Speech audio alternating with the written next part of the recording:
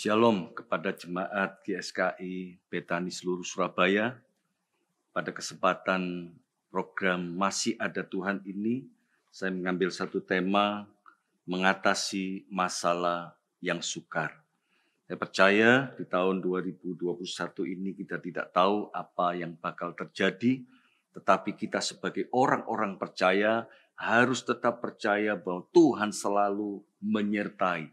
Allah Immanuel, Allah yang selalu menyertai di dalam kehidupan kita. Tuhan selalu menyertai kita untuk mengatasi masalah-masalah apa yang terjadi dalam kehidupan kita. Firman Tuhan katakan di dalam Ibrani pasal yang kedua, ayat yang ke-18.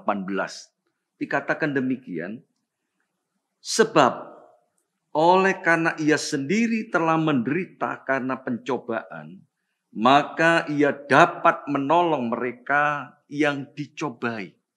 Tuhan Yesus sendiri mengalami pencobaan, mengalami penderitaan.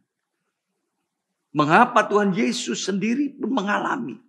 Supaya apa? Supaya dia juga dapat melepaskan kita dari segala pencobaan.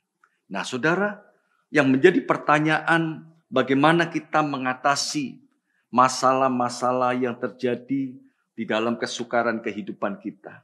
Yang pertama di dalam 1 Tesalonika pasal yang ke-5 ayat yang ke-18 dikatakan mengucap syukurlah dalam segala hal. Sebab itulah yang dikehendaki Allah di dalam Yesus Kristus bagi kamu. Ada kata-kata terakhir bagi kamu. Mengucap syukurlah di dalam segala hal. Poin yang pertama adalah tetap mengucap syukur. Di firman Tuhan katakan mengucap syukurlah dalam segala hal. Artinya dalam keadaan baik atau tidak baik, kita tetap mengucap syukur di hadapan Tuhan. Kita tetap mengucap syukur, tandanya bahwa segala sesuatu dari Tuhan, oleh Tuhan, dan untuk kemuliaan nama Tuhan. Mengapa kita harus mengucap syukur? Firman Tuhan katakan di dalam Mazmur 136 ayat yang pertama dikatakan, bersyukurlah kepada Tuhan sebab ia baik. Bahwasanya kasih setianya untuk selama-lamanya. Mengucap syukur, ada kuasa di dalam ucapan syukur. Tuhan Yesus ketika bersama-sama dengan murid-muridnya, bagaimana mereka harus memberi makan 5.000 orang yang ikut bersama-sama dengan Tuhan.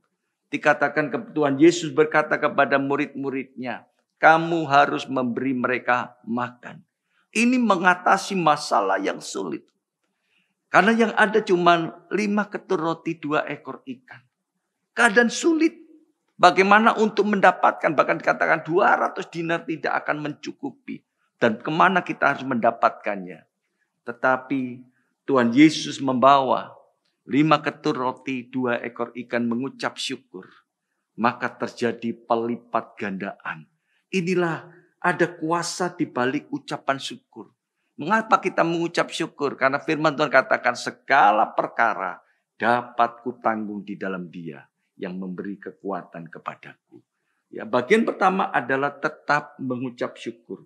Bagian yang kedua di dalam Yeremia pasal 29. Yeremia pasal 29 ayat yang ke-11 dikatakan demikian. Sebab aku ini mengetahui rancangan-rancangan apa yang ada padaku mengenai kamu. Demikianlah firman Tuhan. Yaitu rancangan damai sejahtera. Bukan rancangan kecelakaan. Untuk memberikan kepadamu hari depan yang penuh harapan. Bagian yang kedua adalah kita harus mengerti rencana Tuhan. Ya, aku ini mengetahui apa yang ada padamu, ya. Apa yang ada padaku, kata Tuhan, mengenai kamu. Tuhan selalu merencanakan yang terbaik. Sekalipun mungkin saat ini di tahun yang baru ini mungkin saudara memprediksi sesuatu yang kurang baik, tetapi biarlah kita tetap percaya rencana Tuhan selalu baik di dalam kehidupan kita. Rancanganmu bukan rancanganku. Jalanmu bukan jalanku, kata Tuhan. Bahkan dikatakan ketika kita menghadapi masalah pun dikatakan di dalam Roma pasal 8 ayat 28. Allah turut bekerja di dalam segala sesuatu untuk mendatangkan kebaikan. Nah, saudara, Allah merencanakan untuk mendatangkan kebaikan. Kita bisa mengevaluasi apa yang telah terjadi di dalam kehidupan kita. Dan apa yang Tuhan hendak kerjakan di dalam kehidupan kita. Biarlah di tahun 2021 ini, biarlah kita optimis ya untuk menghadapi masalah-masalah yang terjadi. Biarlah kita tetap mengucap syukur kepada Tuhan, mengerti rencana Tuhan itu baik. Dan bagian yang terakhir di dalam Yosua pasal 1 ayat yang ke-9. Yosua pasal yang pertama, Yosua pasal 1 ayat yang ke-9 dikatakan demikian.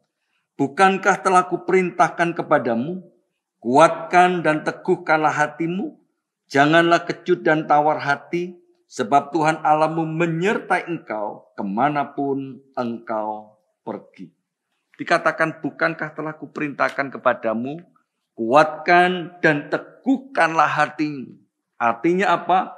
Untuk menghadapi masalah yang sukar, bagian yang terakhir adalah kita harus tetap semangat. Ya, kita harus tetap semangat. Kuatkan dan teguhkan hatimu. Kita harus tetap bersemangat. Jangan kecut dan tawar hati. Fokuskan hati kita tertuju kepada Tuhan. Dikatakan jangan kecut dan tawar hati. Mengapa kita tidak boleh tawar hati?